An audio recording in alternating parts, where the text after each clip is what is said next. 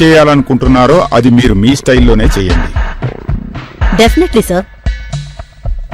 ఆశగారు మరింత వీక్ అవ్వాలంటే మనం దీన్ని ఆలస్యం చేయకుండా కార్యరూపానికి తేవాలి. చూస్తూ ఉండండి, గెలుపు మనదే.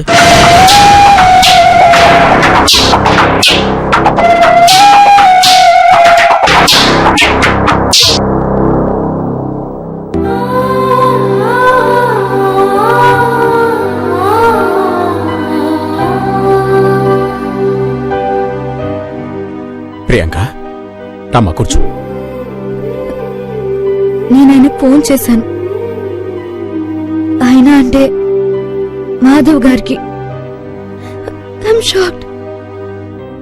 మా మామ్ ఇలా చేస్తుందని నేను నమ్మలేకపోతున్నాను. నాకు ఈ అనుమానం మొదటి నుంచి ఉందమ్మా. ఇప్పుడు నా అనుమానం నిజమైంది. నిజం ఈ రోజు కాకుండా రేపైనా నీకు తెలియక తప్పదమ్మా. ఇది చెప్పడానికి సరైన సమయం అని నేను నీకు ఈ విషయం తెలియజేశాను. నాదొకటి ప్రశ్న అంకుల్, అలాగైతే నా తండ్రి ఎవరు?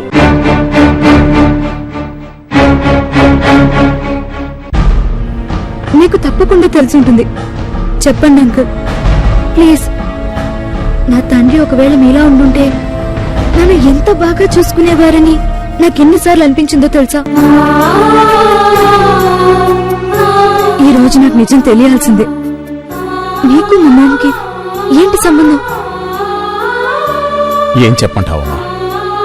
మాజీ భర్తనని చెప్పనా? నేను తనని పెళ్లి చేసుకున్నది నిజమమ్మా. అంటే అంటే మీరేనా? లేదమ్మా,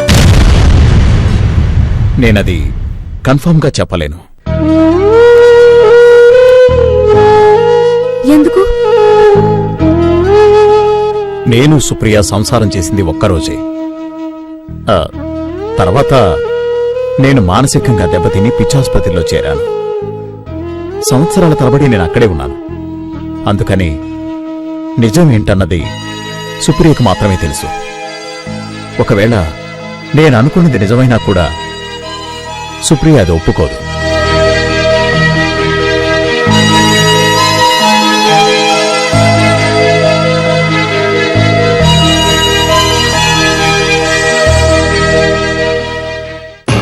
స్నేహితులారా,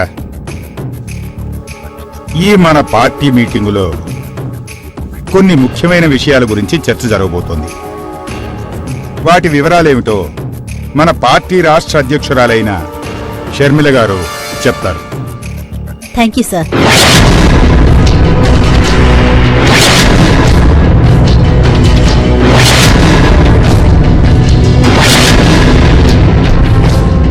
న్యాయ పరిరక్షణ, I mean law and order శాఖను మన మాన్య ముఖ్యమంత్రి గారే చూసుకుంటారు.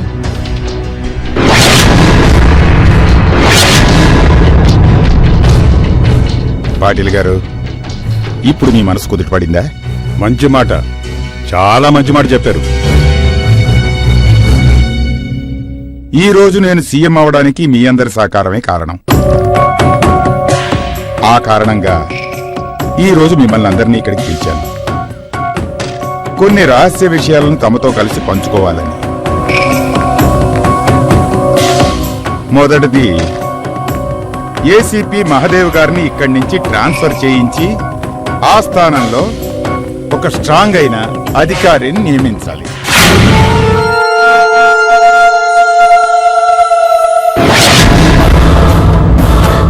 మహదేవ్ ట్రాన్స్ఫర్ అయితే మన పనులన్నీ ఈజీగా అవుతాయి. అన్ని శాఖల ముఖ్య స్థానాల్లో మన వాళ్ళనే కూర్చోబెట్టచ్చు. ఆ తర్వాత ఆశాపతనం మొదలవుతుంది.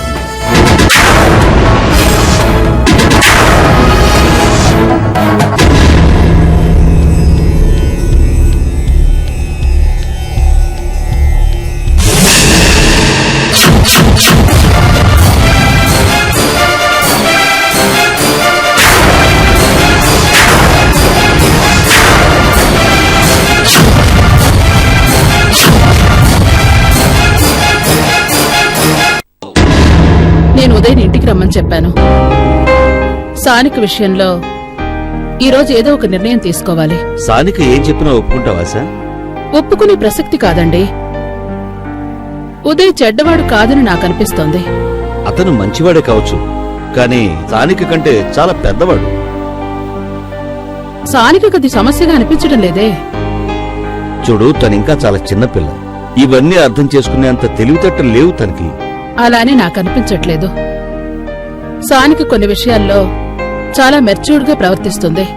అంటే ఉదయ్తో తను పల్లెలో ఉంటుందంటావా? ఆ లైఫ్ తనకు అలవాటే లేదు కదా. తను అడ్జస్ట్ అవుతానని అంటోంది కదా. సరే, నువ్వు ఒప్పుకున్న తర్వాత మేమేం చేయగలం? అది కాదండి, నేనొకసారి అతనితో మాట్లాడాలి. ఆ తర్వాతే నిర్ణయం తీసుకుందాం. ఏది తప్పో ఏది ఒప్పో ఏమీ అర్థం కావట్లేదు.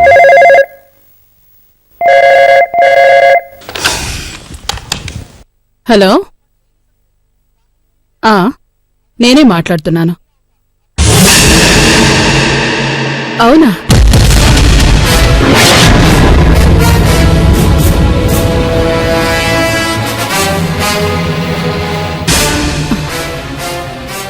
ఆశా, ఏమైంది? ఏసీపీ మహదేవ్ గారిని ట్రాన్స్ఫర్ చేశారట. అన్ని శాఖల స్థానాల్లో శివానంద్ తనకు అనుకూలమైన వాళ్లని నియమించుకున్నాడట. పరిస్థితి ఎందుకో నేను అనుకున్న దానికన్నా తీవ్రంగా తయారయ్యేలా ఉంది. ఇది భవిష్యత్తులో జరిగే ఘోరానికి సూచనలా ఉంది.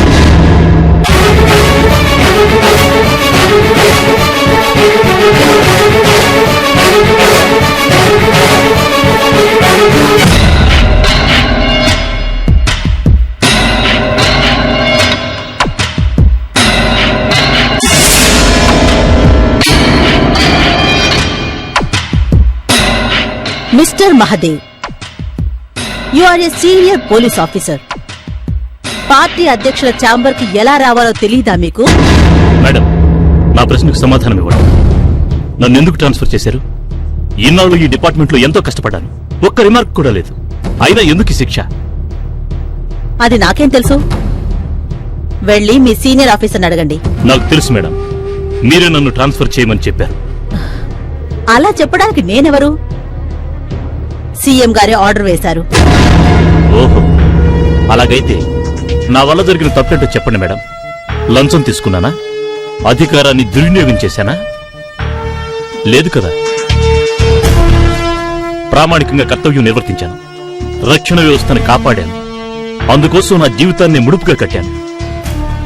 అందుకు ప్రభుత్వం ఇచ్చే బహుమానం ఇదేనా మేడం? అధికారాన్ని దుర్వినియోగం చేశానా అని అడుగుతున్నారు కదూ? మీ మీద ఉన్న ఆరోపణ అదే. మీరు ఆశా భరద్వాజ్ కు ఫేవర్ చేస్తున్నారని. లేదు మేడం, నేనెవరికీ ఫేవర్ కాదు. ఎవరు నీతి న్యాయం పక్షాన ఉంటారో నేను వాళ్ల పక్షం. మీరు అది సత్యం అంటున్నారు, కానీ జనం దాన్ని డబ్బు అంటున్నారు. ఆశా గారి దగ్గర నేను డబ్బు తీసుకున్నాను. సారీ మేడం, ఇంతవరకు ఎవరూ ఇలాంటి ఆరోపణ చేయలేదు.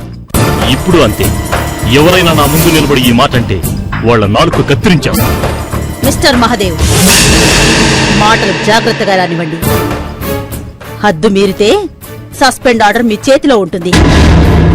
మీ ట్రాన్స్ఫర్ కు సీఎం గారు ఆర్డర్ వేశారు. అది పాటించాల్సిన బాధ్యత మీ మీదుంది. ప్రశ్నించే అధికారం మీకు లేదు. మహదేవ్, ఇష్టం ఉంటే పని చేయండి, లేకుంటే యూ కెన్ జస్ట్ రిజైన్.